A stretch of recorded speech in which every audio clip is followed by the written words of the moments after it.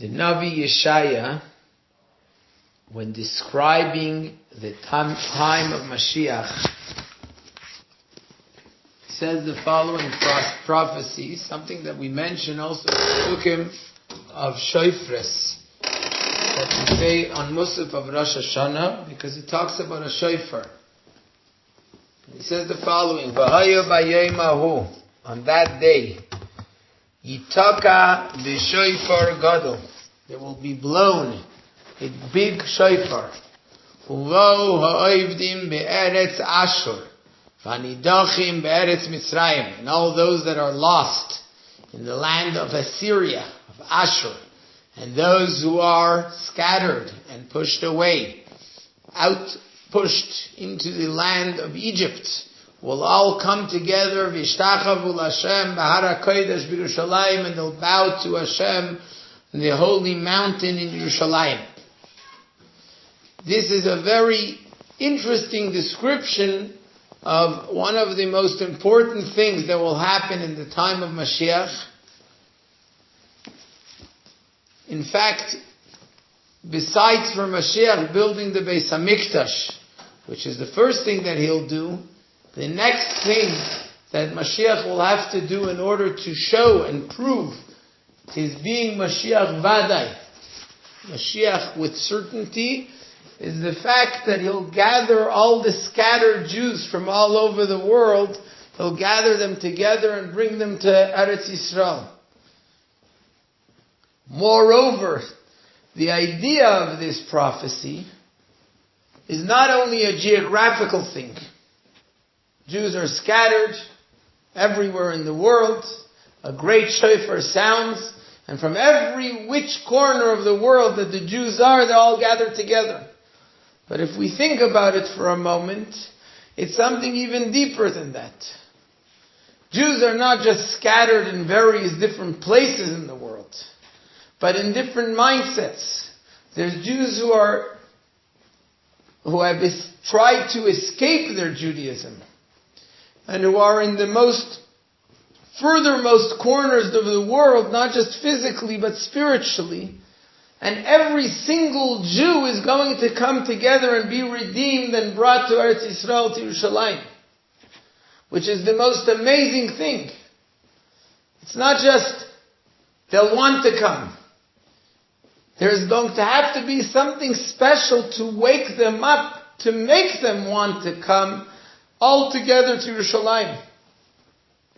And in addition, this is also how Chassidus explains the words Eretz Ashur and Eretz Mitzrayim, that it's not just a physical, geographical place, but Ashur refers to the galus that one is in due to riches, to a material abundance, that the material abundance brings the person to forget about the reality of Hashem. And in truth, in a certain sense, this Ashur can also be a galus that comes from spiritual abundance. That the person is so spiritually connected that he feels himself and therefore doesn't feel the reality of godliness. He feels his own spiritual greatness rather than feeling the reality and truth of godliness, which is what will be felt in the time of Mashiach. Then there's the opposite, Mitzrayim, those who are scattered and lost as a result of physical and material hardships, poverty, constraints, which is what the word Mitzrayim shows on, as well as the opposite, which is spiritual constraints. Both ideas of being totally pushed away in a manner that they're totally lost, so to speak, from godliness. And all of them will come together to Yerushalayim, which is Yira Shalim, the complete fear of Hashem. What will inspire this entire thing? What will bring this about, that on that day, Yitoka b'shofar gadol, the great shofar that will be blown on that day? But what's so special about this shofar gadol? How can a big shofar awaken and bring every single Jew of millions of Jews from every single place in the world, from total, complete opposite situations and statuses in life, from polar opposites, from the various different areas and the various different situations of riches and poverty, both physical and spiritual, to inspire them to want to all come together to Yerushalayim. So, we're going to start Be'ezras Hashem now to learn a Maimer of the Rebbe. We'll try and learn it in the course of the next few days till Yom Kippur, maybe right after Yom Kippur. A Maimer that the Rebbe said 50 years ago. On Rosh Hashanah, the second day of Rosh Hashanah, Tafshin Chav Ches 5728, which is corresponding to the year 1967. And in the Maimer, the Rebbe explains the idea of the Shofar Gadol, of what this big Shofar is, based on the explanations of the Rabbeim, of the leaders of Chassidus, starting from a Maimer which is based on mostly, which is a Maimer of the Alter Rebbe, as well as a Maimer of the Mittel Rebbe and a Maimer of the Tzemach Tzedek, that all three have Mamorim that discuss these concepts, as well as Mamorim in general of the Rebbe Marash, that describe the idea of blowing shofar, together with also the Baal Shem Tov and the Maggid, that explain this concept, and Mamorim of the Rebbe Rashab and the Frierdiker Rebbe that talk also about the ideas of shofar, as well as specifically the Shofar Gadol. The Maimer that was said by the Rebbe at that time was in a very special historical moment, historical time in history, that brought out this Maimer. As everyone self-understands, 1967, a few short months before that, had been what's known as the 6-Day War, a time when the enemies of the Jewish people, tens of millions of soldiers, of enemies of the Jews from the Arab nations, supported by other superpower nations from all over the world, that were bent on Chas v'Shalom, the destruction of the Jewish people, something that was only a few short years after the terrible happenings of the Holocaust. And this itself, the threat, awakened Jews. Jews who had tried and wanted, and especially after the perils of the Holocaust, to run away from their Judaism, to hide their Judaism.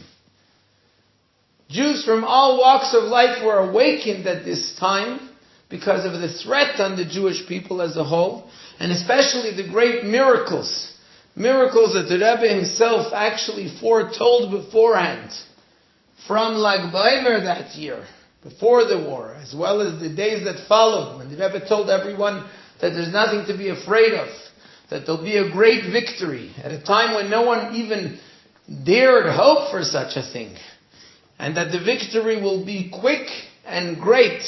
And sure enough, that's the miracles that we witnessed, and especially together with the great Mivtza that the Rebbe started, the Mivtza Tefillin, of bringing every Jew from all walks of life to put on tefillin, which later resulted in the other Mivtzayim that followed after that. This was the first of the Mivtzayim, of the idea of reaching every Jew in every corner of the world, wherever they may be, and arousing them to Yiddishkeit.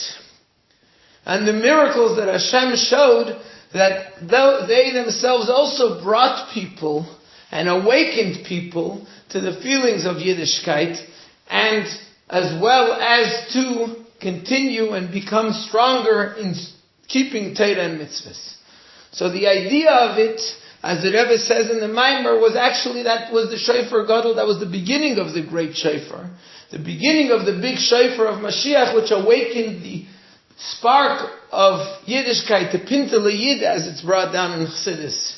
That's what the Shofar Gadol will do, the Pintel Yid in every Jew, something that's been continuing over the course of the last 50 years, with the Mivtzayim becoming stronger and stronger, with the idea of shlichus, of going out and reaching Jews in every corner, wherever they may be of the world.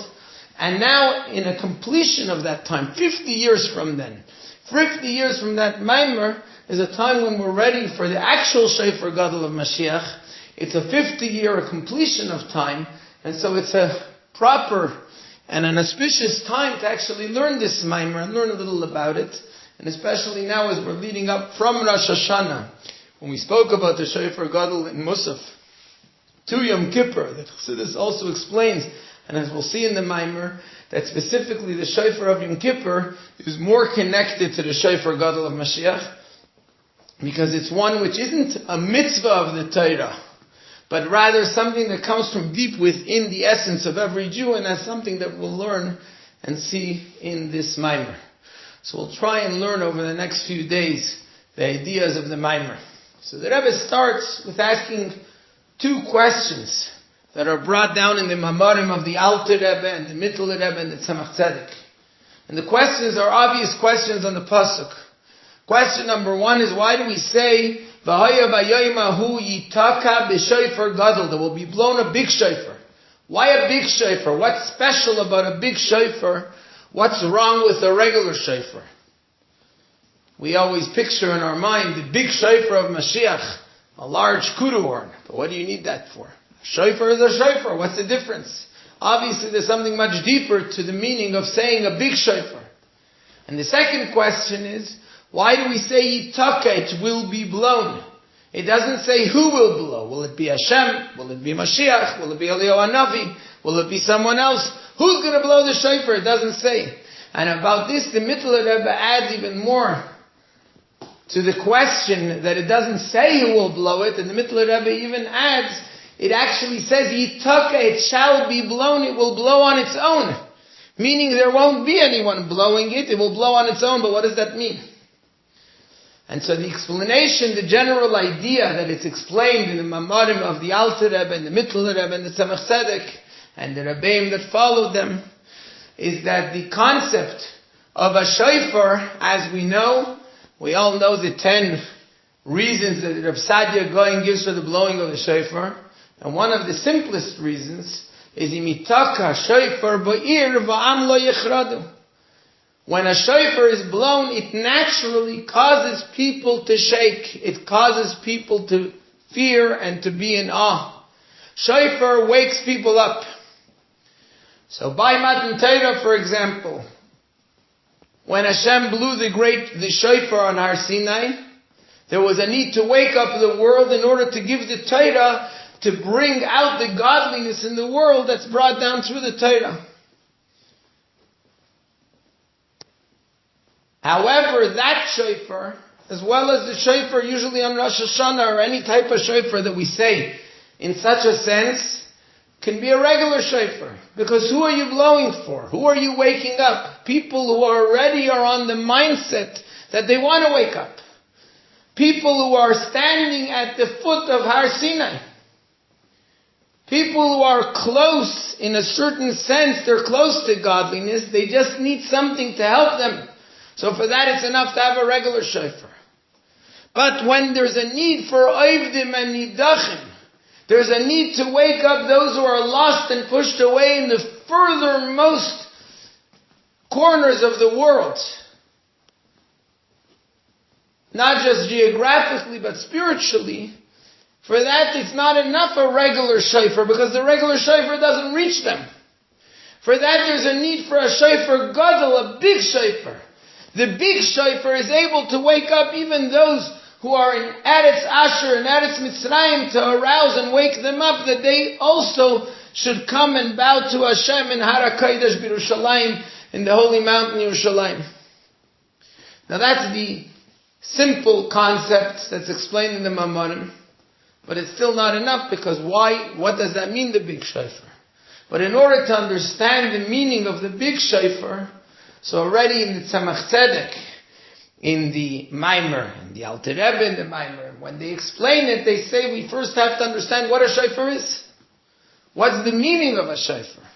Now in order to understand what the meaning of a shofar is, we have to look at what Chazal tell us, and especially what's explained in Kabbalah and Chassidus, in connection to the shofar of Rosh Hashanah. What's the concept of the mitzvah of blowing a shofar on Rosh Hashanah? So it's brought down in Chassidus that when the Jewish people blow the shofar on Rosh Hashanah, the idea of a shofar is blowing from the depths and the essence of the person that's blowing it. which the concept of that is, a person can give a speech. That's intellectually the deepest ideas that there are. A person can sing a song or play a musical instruments. That's an emotional idea. But when a person blows, it's not an intellectual concept and it's not an emotional concept. It's blowing from within the very depths of the person. And as it's explained, in the Zohar it's brought down in Tanya from the Zohar, that when someone blows, they blow from within their very essence. And that's the reason why we say that when a person speaks, they can keep on speaking. There's no limit to how much they can speak. When a person plays a musical instrument, they can keep on playing. But blowing, it's very, very quickly that the person can't blow anymore. Because a person is blowing, they're blowing from within their very essence. And that's what happens when a Jew blows the shofar, which we'll explain and understand later why specifically a shofar. But the idea is the blowing, the voice, the sound that comes from blowing is something that's the very depths of the heart, which is above intellect and emotion. And since we know that everything a Jew does down here arouses the same thing from above, so also that arouses the shofar, the essence, so to speak, of Hashem, which is above being limited in the godly, spiritual intellect and emotion, so to speak, but the very essence of Hashem. And that's what happens by blowing shofar. And that's the idea of the shofar of Rosh Hashanah. And we'll continue, Mitzvah Hashem, next time about how that connects to the shofar of Mashiach.